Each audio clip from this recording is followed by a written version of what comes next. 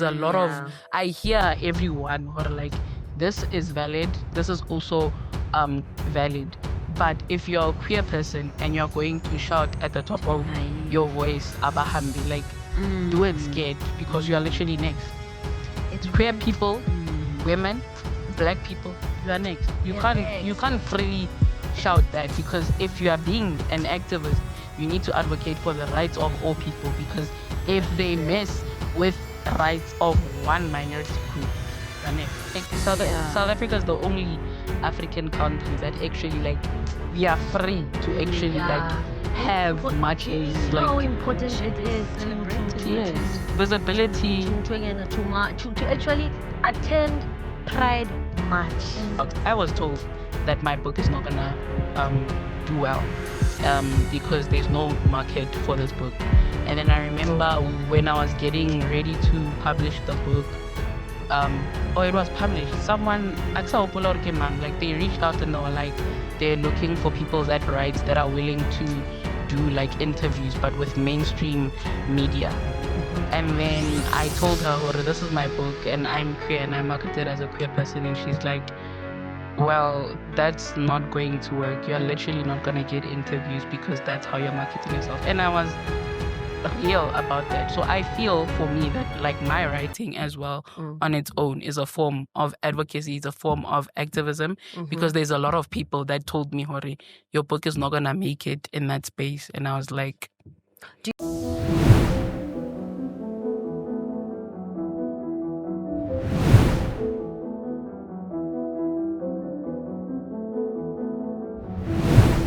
Hola, Pazza. This must really be a good episode. The beginning, of course. It is. Actually, you know what? I'm excited about today's topic because topic ya kasheko re tshwere OC or right, you know, when you want to unwind at home, you know, with a good book, you just curl up in bed and then you do a thing, you know. So I'm excited. Same here. You are same here. Same here. Exactly. Okay. So. Okay. Thank you guys. First of all, before I start, thank you guys for each and every single subscription, because Boza Ubone. Yo. And we've been preaching this 1K views, subscribers. And wait again, hi Hita. Yeah, wait again. I'm gonna multiply very quick. We really appreciate it. I mean, yeah, we know we can just only hope for the best, you know. Definitely, but and I also hope we're just gonna keep it at that, you know. This momentum is wearing bona, you know. It will never. I never back her down. The recent episode, no, it didn't. You know, we're still getting comments even today. I know. I actually loved this morning when I was preparing, right? And you know, sometimes when you view, I think it also happens with WhatsApp messages. You sometimes just through the phone without even going through them on the screen. Then you're like, then I see there's a comment. We still yet need to respond to it. Ole are futhi ngumxhasa athi yena yo sabawela nami ndiyafuna ukulala noZwane. You know Zwane is an amazing character, you know. I hope Luena Utlori it's a really right. Anyway, guys, today we are looking at something quite important. Storytelling, as you know, it challenges how we look at things. It also builds empathy, and it also shines the light in the darkness of human experience. And then today's guest, guys, she's a phenomenal voice in the modern fiction, you know, crafting narratives that explore queerness, you know. She's also the great mind behind the book When I Dream in Color. You know, guys, just help us welcome Ulebogang Wagamlangeni. Am I even doing it right? I don't know. I just want to ask you something before we start. Mlangeni, are you perhaps related to Babsi Mlangeni? No. Do you I'm know I'm what's- aware that like my surname, like Kunalbo Indri Mlangeni Babsi and all of that. Like Mlangeni is a very surname which was so big, yeah, Begi Mlangeni. I mean, there's a hospital named after. Do you know what, like when I go to Begi Mlangeni, like I get Special top tier treatment. treatment Why, because Nana? they see that surname and they're like, Oh, they Himanna, assume. you know. So I think they assume that, and I don't tell them or nah, and You're Mazi not that related. person, You you don't know. know But that person. yeah. Oh, Mara, we are just honored to have you today. I mean, considering it was a back and forth, and finally you are here. We are actually excited because we're thinking, now I'm passionate when it comes to books, eh? You know, I am passionate, and TBR yaga, idula inali something to buy, all the time, and without taking too much of your shine, ke kopa fela o bolelle di-viewers sa rona o mang, dintshang, kae, jwang, you know? And Okay. before she does, we can see Vela your TBR bona bossa lekamani. Of course, of No, course. yeah, Wait, no, wait the catalog is again. lethal. I love that. You I know, love you that. know, I you you love know, that. I you love know what that. I'm saying? But yeah, I'm Lebohang Mlangeni. I'm very also like finicky about like how my name is spelled and pronounced. So Lebohang Mlangeni. Ising Hlangi. Or not even Lebogang. I'm Lebogang. Oh, you're not Lebogang. Lebohang Mlangeni, Oh, okay. please. Because also Mlangeni is different. Well, with my name, I can overlook because whether it's Lebohang or Lebohang, it doesn't change the meaning. But with the surname, then if you spell it wrong and pronounce it wrong, then you're changing the meaning. So yeah, I'm Lebohang Mlangeni. I come from Soweto. I was born in Soweto. And I grew up there. I spent my formative years in Soweto. And then I think just when I was about to turn 12, I moved to Pretoria, and that's where I lived for school. And then I've just always been alternating between the two places. What other thing do you want to know about me? I'm someone who like you can like read a book and then you finish it, but you still feel like you want more because you feel like this story is not done.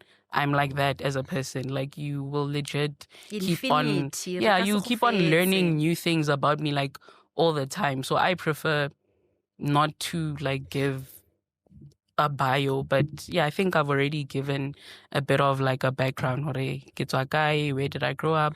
I studied in Pretoria. I'm allowed to mention the university. Yeah, well, sure. Oh why yeah, not? I went to the University of Pretoria. Because so, we also yeah. want to know if she also studied journalism, because we know most of the writers, they will tell you, hey, I've studied journalism. Have you studied journalism? Not even. So hey? no, Not even. when I was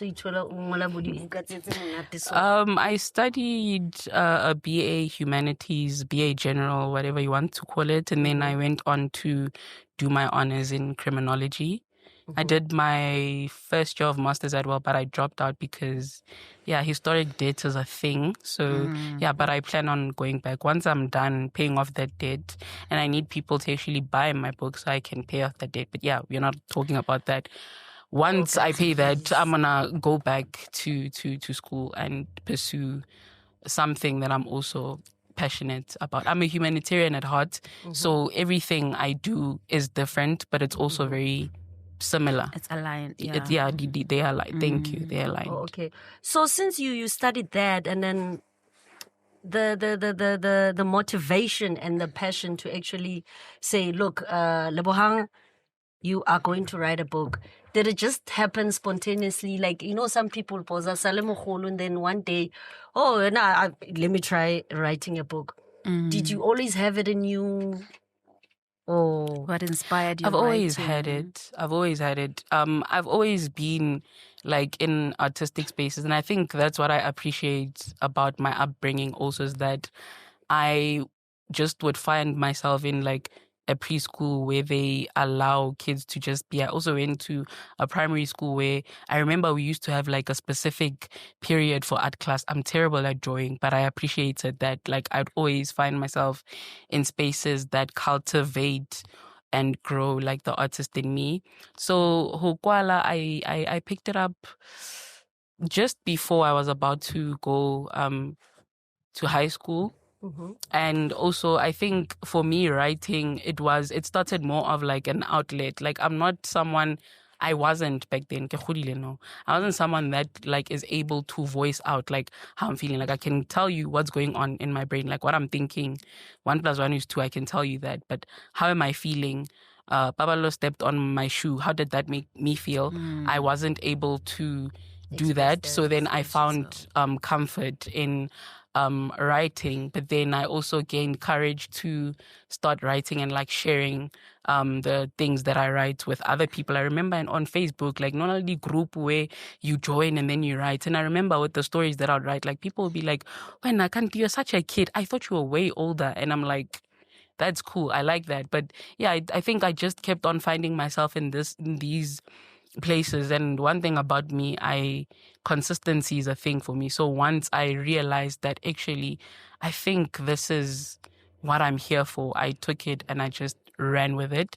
So yeah, it wasn't random at all. I just found myself in artistic spaces all the time. I remember even like with writing books specifically later on in high school, then I was like, okay, people are catching on, they're seeing my work or hacking while they're like, you're really good at this. I'm like, I think I should take it a step further. One day I will actually, go into that route. But I was also realistic about like the publishing space. So I just decided that let me, walk in these spaces and see what's there. And then, yeah, that's just how I ended up growing with it. Like I remember I don't remember the specific year, but they said Chimamanda Ngozi Adichie is coming to Soweto for Abantu Book Fest. It used to take place at AA2 Lifestyle. Now it's a mall even. We went there. So when I got there, I remember I even met Dudu Busani Dube at that time. Even the wife, it was peaking. So Shomu, the wife, was peaking, not the wife, yes.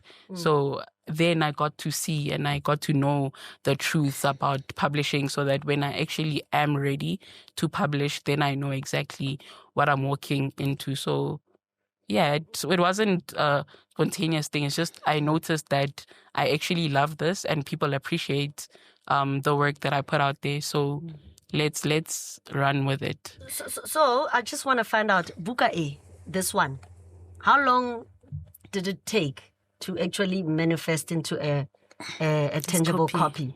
Because I know that in most cases, but it can take a person a good 10 years. It's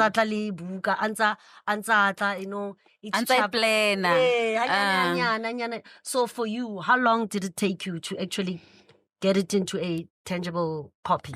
If I am to actually also try and calculate, it's approximately 10 years, because that first story that's on there, Dancing with Shadows, I actually wrote in an examination room in Matric. What? Yes. In the middle of an exam? The first part, I wrote it in an exam. Like the intro? Yes, the first part. The first part, like... Yeah, Dancing with Shadows. Okay. It was in an exam room. I remember I wrote paper 3, and go paper 3, they were topics. So you'd get like topics, maybe it's 8-3, and then pictures, 8-3. And for me, because I know how my mind works, I would skip the topics and all these other things. I would go straight to the pictures. And I saw this one picture of an old lady with a shadow. I remember even that specific picture. If I Googled it, I'll probably even find it. I'd be able to pinpoint. But yeah, I saw that picture and then I wrote that story. Then after matric, after you write, you're allowed to like have some of your files if they're done marking and all of that. Okay. I tried to go back to my teacher and say, actually, I know my file has a lethal catalog and this is something I really want to pursue. And at some point in life, can I please have my file? It was like, well, you can't. So I had to go back again and sit and remember what I wrote in the examination room. But then also the story ended up having a life of its own. And that's how then the part 2 and the part 3 was given birth to. And also, I think at that time, I was also very intentional about like my writing, or this is how I want to structure things, because at that point, I had already started thinking more towards publishing. So that one, Dancing with Shadows, I wrote it 10 years ago exactly, actually, because no, not 9. Yeah. So 9 years ago. So if I were to ask you, when you realize, Doro K-Sharp, you are somebody that likes to write, did you not try and maybe tell your parents, or because now I'm thinking you knew before Oya Varsity Huri, or you are actually like a writer or an author. What is the difference even between a writer and an author? There isn't much, hey? There isn't much. There isn't a lot of a difference. When you realized Duri, you are born to be a writer, did you maybe speak to your parents to say, look, ke batla hoba, I want to go into journalism, because now I'm thinking you took something totally different from like motho e leng hore o passionate ka ngola. Did you have like a conversation with your parents where they were like, no, this is where you are going, Sisi. Finish this and then you will come back this way. I think also shout out to my parents, because I was also thinking about this, that my parents have always allowed me the space to be. Like one thing about my parents' agency is one thing that they've given to me, especially my mom. She's always been the type of person who it's your life. Whatever you want to do it. And then also I'm someone that I'm passionate about a lot of things. So the degree that I studied is also something that I'm very deeply passionate about. And then, being an author, it was just like I'm taking it a step further. This is also me doing some humanitarian work, because in my stories also there's a lot of lessons to be learned. So it's something that I'm passionate about. My parents, I didn't have to sit down, Leon, and tell them that I think I want to do this or that. They've always been like, do what you want. And they allowed me the space to be. And Elena, I know, Guti, even though we live in a world that they're just like, after matric, choose a career and just stick to it and whatever. Like, I have always been like, I don't think that is how I want to do my things. If I can come back tomorrow and tell y'all I am a doctor or an astronaut and there's nothing you're going to do about it, I do anything I'm interested in. I do. I remember there was a lady in uni that used to call me jack of all trades because I've always just been doing a lot of things, and I'm passionate about it. I don't do anything for vibes. Is it? So besides, sorry, but I think I can see this book really interested you. But it's very good, eh? Jack of all trades. What else were you doing besides writing and studying humanities? I also did a lot of like public speaking, hey? And then I also even now, I know there was a time, I don't know what I was going through. I was like, I don't want to perform poetry anymore. Even though I'm not very much of a performer, I'm more of a writer, but also my voice is soothing enough for me to still do my poetry. So I also do some of that. I perform my poetry. I also did a lot of volunteer work. I was class rapping. I was in committees. So you did the even when I was in crash, none like Negi Java Zulu, Seikar Bosi, like everything. I was doing even in crash. Like let my nose, my hair, I was there. So I've always been a person that just does a lot of things, and then fortunately enough, and by God's grace, I am good at most of those things, and I decided I'm going to focus on those. Because talking about that, would you really right if we say you only 2000, right? Because I know, Baza, in our times, did we even have those classes whereby they were offering those dance classes, artistic and whatnot? So as I've heard you speaking, in your classes somewhere, somehow, they used to know when you like reading, and that's where they picked up your talent. It was in a classroom. Like classing English. Which year did you do your matric, if I may ask? 2017. So I'm a pre-2000. Yeah. I have the best of both worlds. No, I'm not ashamed about it. I am 27. 27. Oh, yeah, we still have a long way to go. And I feel like that's not the case, but yeah. No, man. I know we cannot base anything on age per se, but what I'm saying is that from your age alone, we can just tell. Yeah, but there's more time. Yes. I get that. I get what you're saying. And as you were talking about King, this Twilight Dancer, we have picked up recurring themes. It's poetry, dancing, and music. as I was like, reading. So are these one of the things that you want to pursue, or they're relating to you? Now, I think I'm an artist, and even within that, I've gotten to explore. Like, one thing about me, ke dlarile, let's explore your talents, Lebhang. So I did dancing. I used to love dancing as a kid. And I think also that one, it used to scare my dad a lot, because he was just like, yo, this child has Lebo Mathosa as a role model. Uzong ngipha inking and jelingan, But it was just like, I appreciated, like, I used to know how to dance, but with time I knew that, okay, I like watching people dance. It's also a beautiful form of art to appreciate, but I'm not a dancer. Milwaka, I'm not a stiff person, but I can't dance. I can, Mara, yeah. I can move my body. I can't dance, I can move That's my body. what they say, Velore. Any move is a dance. So Yes. piano, and Yeah, I can move my body. We can say that. Poetry, I write poems as well. So I am a poet in my own right. What else did you ask? Music. I don't compose any music, but I think also one thing about me, I love music. I live and breathe. Like, if there was a drug, yeah, music, like, but they can inject music.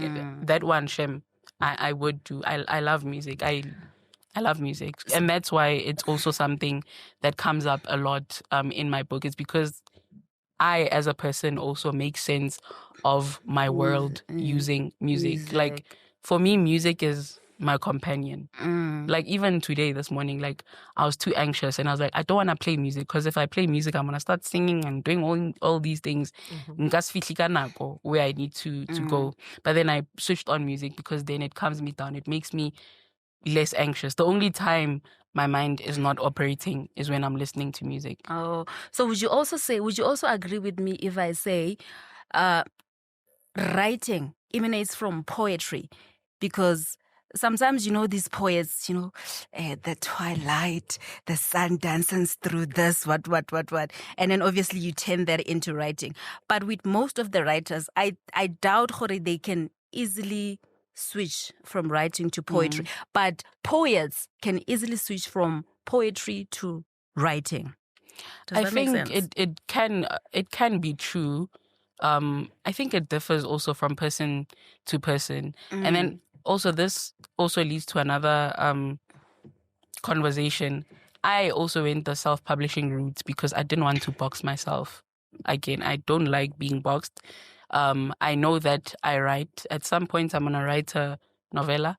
My second book is a compilation of poetry. This is a compilation of short stories. So, yeah. So are you okay? I want to ask you. Firstly, I want to ask, since you said you are into music, you love music. So I'm gonna tell you something. I don't know. Do you know the song by Regina Bell, "When I Dream in Color"? I know it now because You only know it now. I've always known that I want my book to be when I dream in color, right? And I remember this one time I took it and I was like, my brain is a genius. I'm gonna take this and I'm gonna say at the end, Leboham Langeni, reference it as my quote. And then a few years ago, someone, I think she was my tutor, and she was like, actually, also, you listen to a lot of soul music. Do you know When I Dream in Color by Regina Bell? And I was like, I know Regina Bell, but I'm hearing about that thing for the title for the first time. I literally thought I coined that term. Yeah. Because the whole time I was reading your book, it played. You had her, when I dream in color. And I thought that's my niche. Yeah, and the whole time, and I was thinking to myself, I want to ask you, when you were now typing, like the final, now you've got everything drafted, now you are busy typing. What song was playing in the background? A lot of songs. Or it was not quiet. It wasn't. It was also, not a Dancing with Shadows actually was also published with an anthology, a writing society that we had in university. And in that, like, there was also a suggested playlist that comes with the the story, I was so sad that like I forgot to put the playlist there. Is it? But also the music that's on my book, like the music I listen to every Kenny day. I love I G, love yeah. jazz. I So love do you- soul do you- music, you R&B. play- So when you're writing. you, because I know that writers after they write now you have to like go through your whole book now.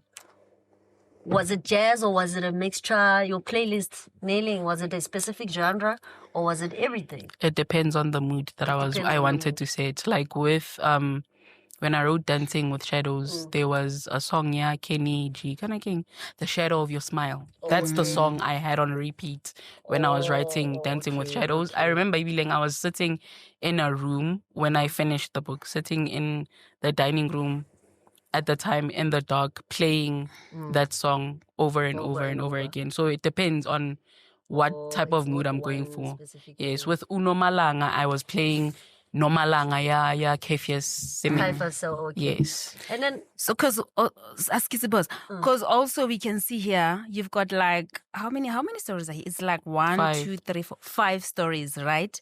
And obviously, in all these 5 stories, there's different storylines. Okay, so now I want to find out from you, what is the process do you use in developing these storylines? Do you kind of like maybe plan, beforehand, or you will just see as the story unfolds as you're writing? I feel like I don't have a writing process. Like, honestly, I don't have a writing process. Like, it depends on my mood. Because, for example, I could be sitting with people right now and there's something that I want to write about. And the only thing I have, Mopelaka, is my phone. So I will pick up my phone and write it at that time. Or if I'm in the office and I randomly think, this is something that could be cool. Maybe like I think of just the title of a story on its own. I'll write it, the title, and then I'll build on it later. Sometimes if I want to force myself to write, I take it back to the drawing board, like how we were taught to write. I will sit down, draw a mind map, and then I take it from there. But yeah, I don't do like pasting notes and all these other things that other authors prefer to do. I didn't do any of that. Like I just, whatever I can do at that time, I But having did. read it just ends up, well, yeah, because I mean, who would think like dancing in the dark? I mean, when I read about it, I'm like, oh, okay. Dancing, thank you. Dancing in the shadows. Obviously, you're dancing in the dark, but yes, in the shadows and stuff. Like, who would think of dancing like in the dark, one tlhaloganya? And I'm thinking to myself, oh, okay, this is so much. It's also like the kinda like, imagery that I wanted to create, and even like my creativity ish, yeah. Like for example, with Dancing with Shadows, at first the couple started dancing. And when they were dancing at that time, they were very like well intertwined. Their relationship was good. The second part, the person can't walk. They can't dance anymore. It takes 2 to tango, but one is not able to do the tango anymore. It also speaks to how their relationship was at that time. And then just maybe 3, they now have a child. It takes 2 to tango, but they have a child. So are they going to now dance Bali 3? Because now also the man is trying to walk, which also implies that he's now taking steps towards building his family and trying to get it back again. So but it's do you also think this one was fair? I mean, in letting, just because now I'm on a wheelchair, and I haven't even said I don't love you anymore. When are you just deciding now? Because when you were in a wheelchair and now you decided you're taking decision on my behalf. it's a very unfair thing. It wasn't. When you're an author also and when you're writing, it's just like a very crazy thing, because at some point, like, I could see like these people going through like all these things. Like sometimes you'll even question your sanity. So it's a very unfair thing, but also it's life. That's how life is. My book is fiction, but there's a lot of people that have said to me, I see a lot of you in this book, or I see a lot of myself in this book, or I related in this way to that story. Because in a lot of ways, that is also me telling someone else's story on their behalf. It's not fair, but it happens. It might not even be a thing of someone becomes differently abled. I don't know. We can take it current affairs. Indota must. Babur indota must. Indota loses his job.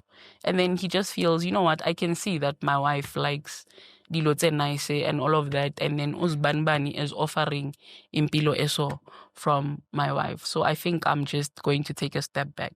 Some of them don't even voice that out. They just, I don't know, self-sabotage so that the wife can, you know, leave. So it's just a thing, like, it happens. It's not fair, but it just happens. So I think she's just also answering Wanaboza, because I feel like, before, would you agree where most of the writers draw from their own experiences or personal reflections when creating stories? Because I remember, Boza, by the way, I also used to write. But Facebook before, about 2020, remember? Yes. And like I would write stories. Of course, I would create, I would obviously have those characters, you know.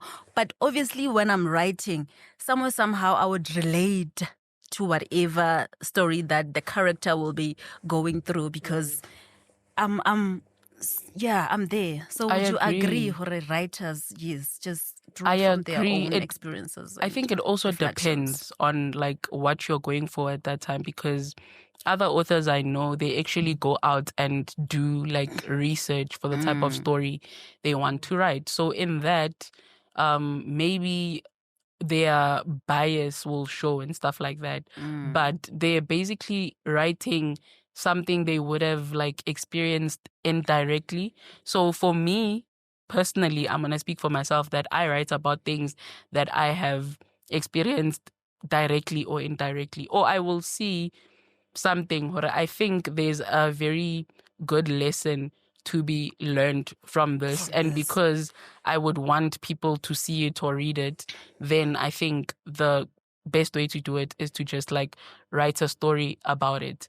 And then also another thing with, I think a lot of me showed in this book because I was being my most authentic self. I was being very vulnerable. So sometimes even with like certain characters in my book, I don't know if you were able to get like the pastor's daughter. There was a specific character there. Yeah, the uncle, like no, I know. We went to Kemang. And I think also, Baza, as we asking, most writers do relate, like, you know, they draw from their own personal experiences. I was also about to get to that, because when it comes to Baza, no, if you took that, when this one, Onale Rona. She's a big sister. There's a question that she asked about being gay. Oh, yes. I just I'm not gonna say it because I can remember we want people to go buy the book. Yeah, they must go and buy the book. Yes. But yeah, I wanted to finish also, Hore. Sometimes the characters itself, it happens subconsciously that you will think that this is a character that you build in your mind. But then when you go back and read it, you're like, actually, I was writing about Biblos. Yeah, So sometimes it happens like that. And then also another thing that is very strange is that I wrote the first part of The Pastor's Daughter. I wrote it. I was like, I don't have that much motivation for the story, but I know it's not done. I'll finish it at some point in my life. Little did I know I'm gonna meet a weird person that's gonna actually go around telling people that I was going after, like, I wanted them. They were not a willing participant in whatever that happened. And it was just like strange because the person that I wrote about there, like, she was the exact same character. Okay, so I was able to finish that story and go back to it because then I had experienced something similar. And in that also I wanted to draw on the theme of like false accusations, like in our community as well. Because if someone is gonna come and say, yo, Biblo say one shayla and then that's harassment. And you are tainting someone's name. So now how do we move forward? Because you're gonna go on and live your life and then walebala hore wena ko kerekeng ba butisitse hore uyamazi lo muntu wathi wena no ungicabuze ngeforced mina bengingafuni. And then ngwana batho wa tshwarwa because wena you are scared to be yourself, whatever. And I also understand that not everyone has the courage to come out or whatever, but like if it's gonna be at the expense of someone's life, then it becomes very problematic. And that's something that also like happens a lot in the queer community, where motho ko habo heba mo batla hore o jale banyana o tlo re mina they're gonna put a blame mina on the I am next fool, person. or o tlo entertain na hebetsa mo are yo na ke mo ina byang, like na ke chomi ka mara you are participating actively. So okay, I sorry yeah. to cut you. I wanted to ask you ne ke tlo khutlela ko morawanyane ne Mhm. in terms of self-publishing, is there a reason why we are for self-publishing, or is it okay e re ke botse so I know how you use a company to publish, they sort of like ba o bolella what to do, and then sometimes they rewrite the whole thing. O bolella hore no, the way o tlang ka yona, it doesn't I tlo ba right for the image ya rona, so you need to rewrite. Is that what you are running away from, or is it a thing ya hore you have tried the publishers but then you did not They have turned you any luck down on that? What? I'm not running away from anything, but like I said, I was very realistic about me coming into the space because of my years of research. Before I could even pitch my story to publishers, I knew that this one, they're not going to take it. So but why again? Is it because it's a gay? I'm still leading to that. I knew that they were not going to take it because one, it's a compilation of short stories. Two, it has queer characters in it. Three, I market it as such because I don't want now for someone to like make assumptions or no, like you know how there's like these conspiracy theories about Shakespeare or no, he was writing about a man. No, he had people that were writing for him. Like, I didn't want any of that. So that's why I was intentional about like that as well. Hore, I want to tell my story as is. I want to market it as a book that is written by a queer person, and I'm writing it for queer people. And even though I'm writing it for queer people, it doesn't mean that heterosexual people can't read it. Because there's a lot of lessons to learn. Yes, there's a lot of lessons to also learn from this. book. And if you're gonna focus on pronouns alone or on the fact that it's happening between two girls, then you're gonna miss the story.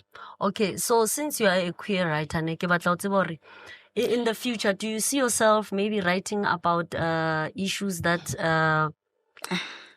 tse leng hore they affect our queer people? Okay, I know that currently maybe these are like fiction, you're writing romantic stories and stuff like that. So maybe like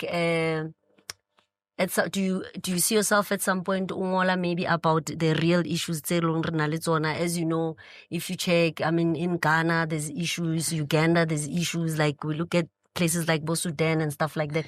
Do you see yourself maybe advocating for queer people, but in your writing, you know, just to say, Bona, we are in solidarity with everybody, whatever the case might be, you know? I just don't want to box it to say, okay, specifically ngola so or ngola so, but do you see yourself maybe ngola ka di issues there on top of everything that you are? I think more than anything, the book was a starter. It was a starter. I will be writing about like real life issues that we have. Once I get the courage to, I will tell stories like as they are and not even say hore they are fiction or whatever, because also sometimes when you say stories are fiction, you are just trying to like bypass things. And I also feel like, for me, again, going back to the question that you asked, I was told that my book is not gonna do well because there's no market for this book. And then I remember when I was getting ready to publish the book, or it was published, someone, like they reached out and they were like, they're looking for people that write, that are willing to do like interviews, but with mainstream media. And then I told her, Hore, this is my book and I'm queer and I'm marketed as a queer person. And she's like, well, that's not going to work. You're literally not going to get interviews because that's how you're marketing yourself. And I was real about that. So I feel for me that like my writing as well on its own is a form of advocacy, it's a form of activism, because there's a lot of people that told me, Hori, your book is not gonna make it in that space. And I was like, do you then because think... for me also, the worst thing you can do is tell me that I'm not gonna make it when it comes to a goal I have. So do you have made it. So do you then think, Hori, the publishers, like some publishers, ba overlook this market segment, queer people who actually read, like ba ipolela fela hore no, queer people are about sex, drugs, and alcohol. They are not about reading because. And that's very problematic also, because I dislike also this thing. It feeds on to a lot of weird connotations that people have. For example, like a lot of people will just like trivialize one sexuality and say it's just lust. It's not just lust. And then I think it also goes back to how we've been always portrayed in the media. And it's also because our stories as queer people have always been told on our behalf. So that's also why I took this route here, self-publishing route. Come hell or high waters, I have been told this and this and this and that, but I am going to write this book because we do need representation. It is very important to also find creative ways to tell certain stories, because not everyone is gonna want to read something that might have a little bit of philosophy in it or psychology in it, but someone might appreciate something that is just like lighthearted, but in it there is also like a lot of themes that are being covered. So because so like because ke bone ko storing sa no malanga le no sipho, like as much as you say it's fiction, something I mean, we've witnessed, I mean, like just malobanyana mo, we were celebrating 19 years Salome le Sizagele, they were murdered, ne? Yes. So now Limo, they were like attacked and stuff like that. So in a way, and what's sad, when I read that part, I reflected, it's so sad, in most queer stories, you can never just write a sweet thing without putting the fact out. Somebody will be attacked or sad possibly ending in a way, sexual assaulted and stuff like that. Like you can never just write buka ya rona without mentioning to something has happened to this person. So in a way, right, like we should people should always know, as much as there's visibility, there's this and that, we are still going through the most.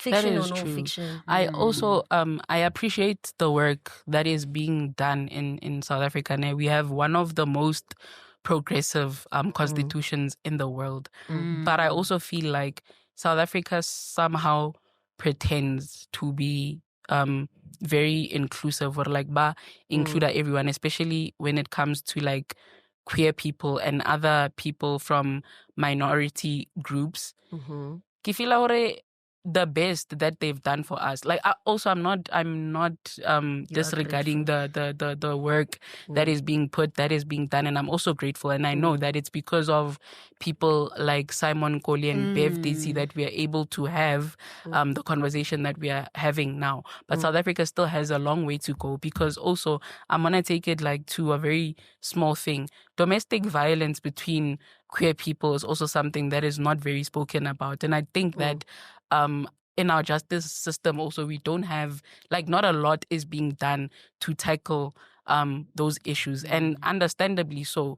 If you go now to a police station, say you and Sasa are a couple, and then you say that Sasa ovetile, if yes, it's gonna be, it's most likely going to be a joke. Women. And even if they take your statement, you're going to be like the issue is gonna be trivialized. Or like, first of all, when abwenzan ujola nentomazana, when awai ungamshai, when amos ukoye ibrubo, you know how they say windoda in the relationship. Why would you let that? Yeah, so we are not. We still have a very long way to go. So I appreciate and I acknowledge that like I am very privileged in a sense to be here. And another thing that Paolo mentioned is that like in Uganda and Ghana, they are now making all these laws that go as far as criminalizing and giving a death penalty to someone just for being queer. Like even being an ally. Yes, even being an ally, housing. I know even in Uganda, like housing someone that is gay and you know that they are gay, now you're gonna go to prison. So in that way, I'm very aware that I am fortunate, but in the same breath, South Africa still has a long way to go. And I'm sometimes not sure if we're actually going back or we are moving forward, because it also has to do like with the state of the economy right now. And one thing that I'm also realizing ke hore we are moving again more towards like conservatism, and I do understand where it comes from, but it's gonna open another door to like sociology and anthropological conversations. But South Africa is progressive, yes, but we are also still a very conservative country, and it also has to do again with the fact that we are a Christian society, like very religious. Most of the people in South Africa are Christian, so rightfully so. Not that there's anything wrong, but what we are saying ke hore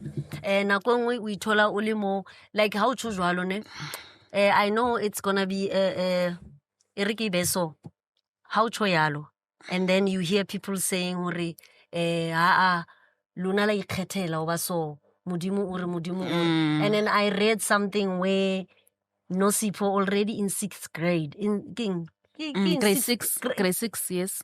One thing about my characters, they'll be in grade like 6. already got grade 6 motho sana le maikutlonyana a so, and then you are thinking, you know what, as much as it's characters telling uri creative, me when I'm reading it's so relatable, because now I'm thinking, damn, Linda, I was around this age when I realized man.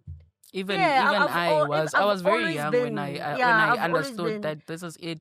And even so for me, it's also like just weird how when I recall how I just saw a person and I liked them and I loved them, and I didn't see like anything wrong with that until other people made me aware, but when you are going to hell because the Bible says this and this. But for me, it felt natural. Like when I was coming, like when I think I was like 11, 12, somewhere there, I was starting to see that I actually like girls, and I was just told, Shem, you're going to hell.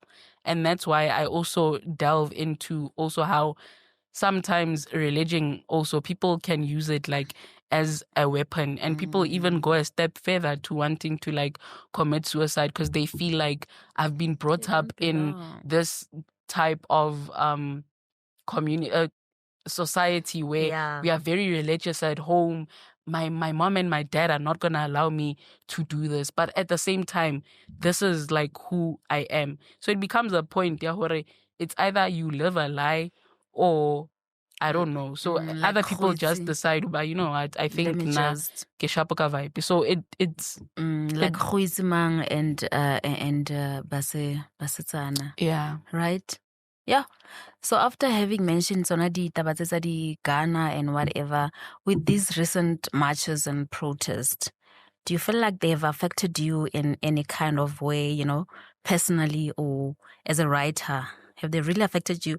Or it's on a level, as long as I'm leaving, it's fine. As long as it's not directed to me, you know? No, personally. I feel like there's certain things you might think they don't affect you, and they affect you very much. Because if you look at intersectionalism, to put it in a sociological term, if you're advocating for the rights of queer people, you can't leave out people that are disabled, you can't leave out people that are black, you can't leave out women. So I can't say because it doesn't affect me. It doesn't affect me. It affects me because also another thing, if you look at how things are structured, if we take it back to like intersectionality and all of that, today, ke hashtag Abahambi. Tomorrow it's we don't want gay people because they are messing with the structure, the nuclear family structure and all of those things. So for me, I'm like, if you are queer, I understand also that like it's something that it's very heavy. Like there's a lot of, I hear everyone who are like, this is valid, this is also valid. But if you're a queer person and you're going to shout at the top of your voice, Abahambi, like do it scared because you are literally next. Queer people, women, black people, you are next. You can't freely shout that, because if you are being an activist, you need to advocate for the rights of all people, because if they mess with rights of one minority group, you are next. Today in Go Exasa, and also it's not like the person that was heading one of them, I don't want to mention people's name because the people are gonna watch and I'm still new, so I don't want to upset people, but one of them actually actively tried to have a march go my against gay people after Bapere, the Zulu traditional attire, you know, like it was a whole thing. So also, if you as a queer person, you are supporting someone that once actually tried to have a march against queer people, I have news for you. Exactly. I think what you're saying, it's more like what we once had Libos at the other time, because my Boza is very political and she really follows current affairs, which I really admire about you, Boza. Keep up. And I'll still, you know, remember the time I asked you about pride? You should. Remember when I asked you about the pride? Because I'm telling you, most people still don't know the reason for them to attend pride. Most people just want to go after the march. But anyway, that's a story for another day. Yeah, it is a story for another day. Yes, but people need to attend Pride, because also we are very fortunate. Do you like South Africa is the only African country that actually like we are free to actually like have marches. You know how important it is to visibility to actually attend Pride March. Yes. You know? Also, I think we also need to maybe, I don't know, the campaign as to why actually the Pride are happening. Because I saw someone last year was like, I don't even understand why I should go to Pride. I must go and be walking in the streets just because I want people to know that I'm gay. And it's not about that. And you know what, ne? It's not about that. Here's the thing. In Uganda, I think, they used to have a Pride March. It was taken away from them. That's the thing. And imagine being a writer in Uganda, queer writer. You want Yo, Sky want to. No, only death. It is a law now. Because when was it? Is it 2023 or what? Where they signed the new homosexuality bill in like. To be able to have a march is actually a privilege. The fact that we have a platform to speak like as well, it's a privilege. The fact that we can walk in the streets hand in hand, dressed however, that also on its own, it's a privilege. Post our partners on you socials. Post your partner on socials freely, you say whatever. Like we have a lot of privileges in South Africa, and I feel like people don't really get that, or maybe it's just like a thing where they lack the knowledge. This is why it's important for us to have these type of things. It's the same as like feminist type of movements as well. Another person was like, I don't get the point of feminism. You're not gonna get the point of feminism because when we talk about feminism, you think about 50-50 with dates when you're going out with men. But feminism is not about men. You know what I think, ne? For Batubabang, proximity. When something has never happened to you, I guess you think it will never happen to you. I'm so far away from this thing until one day it knocks on your door. Life comes at people fast. And the thing is, for matcha, we important it because at least you always know what to do should anything ever happen, because when you attend the match, you get to know so much. You get to know so much. But then I guess, we'll have more of these conversations. We need to. Definitely. But today, as the author, guys, get yourself this copy. It's $260. It's available on Take a Lot. It's also available on Amazon. Yeah. KDP. It's available as a soft copy and a hard copy as well. Is it? Oh. Yeah, this is, you know what? Or you can alternatively just reach out to me directly on socials. I was like, oh my gosh, people are noticing me. Even Google has entered the chat. But like, I was talking to someone and they were like, when I Googled you, you're so educated. Because I just typed Labaham Langini and it showed you. And I was like, this is what I want. You can just Google Lebahang Mlangeni, and I think this should be one of the first things to come up. It is important as queer people to support other queer people. And I'm not saying, guys, only buy queer people books, but you know what? Are supporting our own here, Nali Bobo, Michelle Kikana, the fragile mental health of strong women. This is a good trade. And we're planning on having her on our podcast. We really do want Michelle, if you're watching, please come to our podcast. We'd really like to playing it by heart. Yes. I don't know how to pronounce it. Mancha or Mancha? Mancha. I think it's Mancha. You know, I'm Facebook just to I think it's other queer writers. Yeah. That TBR of to acknowledge them. To acknowledge them. Yeah, man, guys, it's important to rebale, man. Because also it is needed. Because, like, I mean, look, most of these books also are not even found in bookstores. Exactly. We need representation. In a lot of bookstores. I know even Michelle's book is also available. Exclusive books. Were you there in her? Okay, no, let's wait for her to. And then, we are always here, stories of Black investors, African diaspora. Mona ke tla o bolella ke mang specifically ke Lerato ke tla o bolella man. There's ke ba re ke mang? Sorry man guys. Aksam thola yano. Ke Lerato. As long as le ntho poza o itse ke nna ka rona di le short tle yo ka re ka bona le ntho na part 2 and guys, but I don't know about this one. I don't know if you can still get this book, you know. But that is I was intrigued by the title alone. Yeah. And then this one, no. Yankunzi poza. I gave you. It was, I don't know. These are all the books I have with me. I don't know where you put my book. Yeah. Anyway, yeah. And there's this questionnaire about yes, ask it. No, surely you'll find it as time goes by.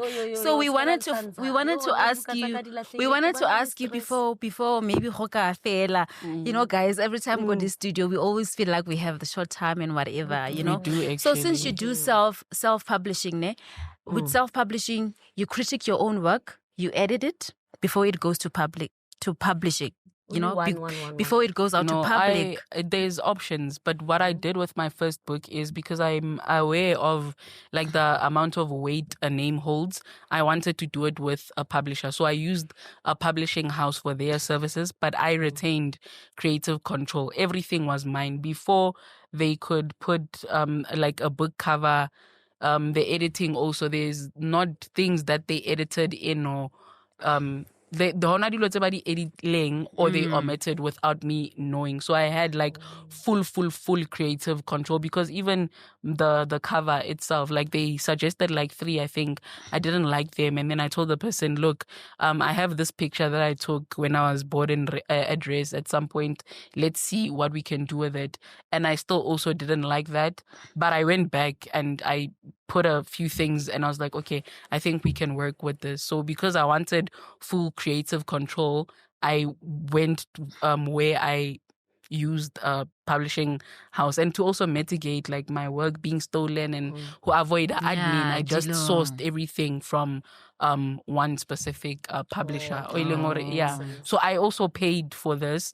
So everything is still me. They didn't really have anything to do with that. Anything in a batla I didn't want. It's there. Yeah. But with your family and friends, do you get a support? Have they read your book? Friends and family, what was the feedback? My friends, my family, like everyone is legit, like so proud of me. Like everyone is very proud of me, and I have been getting support. And I also want to say thank you to queer people that have also been supporting me and cheering me on. I don't think I expected the support support that I got from the community. So we are I'm also, really thankful. we are also grateful. You as well. I get a queer community. I'm talking about you. Dr. Talsiano. Dr. You see, I gave you those books. No, the books were here. I gave you the books. And Dalsi Ramata Lena. I gave you the books. I saw the fire. I think I gave they you the should be books. somewhere there. Where are the books? They should be there. I'll They are never there. guys. Redibile kwala ning kwai. There's the book. Ya Dalsi. Yeah, enwe yankunzi ya Dalsi kai. Hi, No, guys. but the books are here somewhere. No, Dulcie is king. The fire within. I saw the thing. I also saw it. I gave you the book. And I Guy. was no way. Guys. Magoitsi marasasa wena Ah, sometimes, marasa you know nna the cause, Kyo please tlisa don't. buka eo. Leona eo. Yeah. Not that one. Yeah, eo. This one. This one. Whatever guys, with the this one. expropriation. The fire within. Dr. Talsi. Yeah, please, yeah. I didn't even know Dr. Dulcie has a book. The- I Yeah, should and get we that. also can't wait to have her on the show. But to neki sa maketsi ke ra buka ya Dr. Ene ke rekile maobane. Yeah. That's why we batla. Wena? Yeah. Of course. People must support Dr. Talsi, guys. I mean, this is I get. and then She's a wena- very influential person. Guys, in the let's community. support I our will. own. I didn't know she has a book. I Shita, didn't. our border. We are I soon hope I'm not going. We are soon going to misgendering have her anyone. in the You're You're studio. not gendering anyone. Yeah. Yeah. Dr. Talsi. Yeah. Guys, you know what? It always feels. I think for the next time we need like 3 hours. I could tell though. We need when 3 we- hours Guys, in the I'm always studio. excited when I get like a new book and ke batla go e bala ke fetse na qeta I want not like ke a kwata ha ke sa batle ha ke bona buka ke sa e tshole like le ya mantsha. There's another one 9 seats a poet. I can't find that one. Ya green cover. No, Anyway, we will find it. thank you so much for Why didn't we have that? But Emma Pele, should we give credit to someone who really referred you to us? Because I mean, we really Yes, enjoyed this guest. yes. Should we give credit to Michelle, or the credit goes to you? Please do. No, Michelle give credit to Kekana. Michelle. I'm fine. Give her, please. We give must credit give her the where No, but credit. actually ne? Michelle must come here And to for her, Yes. and for her to actually refer someone whom they're doing the same craft. I mean, it takes somebody with. But anyway, she's a share. She's a share. She's my mother in writing. Yeah, I think I can put it you like look, that you for look me. forward She's to her. looking out for Were me. you and at I her? Were you at appreciate her it a book lot. launch? No, but I bought her book. So I You bought bought her her book. book. But I'm in Guys, Pretoria, buy these so books. Please convince Yeah. her. We really need her no, here. I'll talk to her. Because I feel like She you will guys, come, though, you when guys she have gets got a back. different Style of- style of writing. We really enjoyed your one, Yeah, and we we're did. really urging And people it's to an go. easy read, guys. Very Very easy. in a day. Yes. Exactly. Yeah, you Yeah. can, Yeah, actually, thank you so much. It was so nice Thank you so having much, you, Rosa. but it Thank feels like you. a short time. Thank you for having me. I'm Okay. honored, guys. Thank you. Thank you so much. Oh, by the way, guys, thank you so much. And please don't stop subscribing. Keep on subscribing. And we really, really appreciate you. The comments. And tell your friends to tell their friends. And you, our allies, ra le batla le lona le subscribing so that you get to see hore le rona ra di etsa dintho tse lona le di etsang. Yes. Yeah. While you at that, Siyafanana. Boza, I think you've got a crush. Go control. Somebody's crushing on you. Got you commenting. She went. Wait. She went from the first episode, episode down. Yeah, Zwani, and then Avona, we not maybe giving her the attention, the full attention.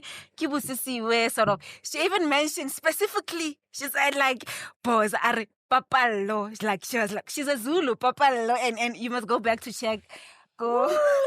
If you're in the market, maybe it's worth the Yes, some if- level. yes, if she's- You never know. Maybe when you'll be coming in as a married person. as Exactly. well.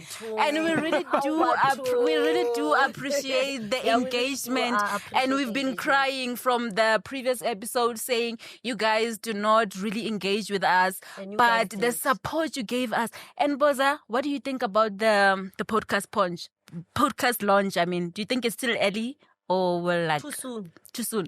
Too soon. Okay, but we'd really like to do that. Thank you so much. But Yeah, yeah. And And then shout out really to our listening to my thing. I'm KK. hosting a first year anniversary of When I Dream in Color. It's gonna be a first 1 year since it's published in October, and I'm also gonna do a book cover reveal for book 2, which is a compilation of poetry. When is that? So in October, on the 3rd of October, I'm gonna release the posters. And you're gonna give us an invite. Yes, We can't wait for that. Of course, I of hope course, you of guys course. have heard. Oh yes, Boza, our editor. He has been so great with us. Even though sometimes I'm not, but I think I just love the caption. You know, the caption on those thumbnails and whatever. You know, they draw the attention to the people. And he's been with us like actually I hope like man comfy. Are 2000 lane, and you know with his smile, with his smile. Yeah. I enjoyed that Thank you, episode as well. Thank you so much. Thank I you. never rafetsa fela ka so za siqibe. Yeah. Okay. Thank Don't you guys forget for to watching. click, like, subscribe, share. Tell everybody. Tell even your parents, guys. Yes. You know, Yes. parents of queer kids, you also need to follow us. Yeah. Thank you. Did you have the last words or you fine? I'm okay. Oh, Alrighty. okay. Thank you. Thank you so much. Bye-bye. Bye guys.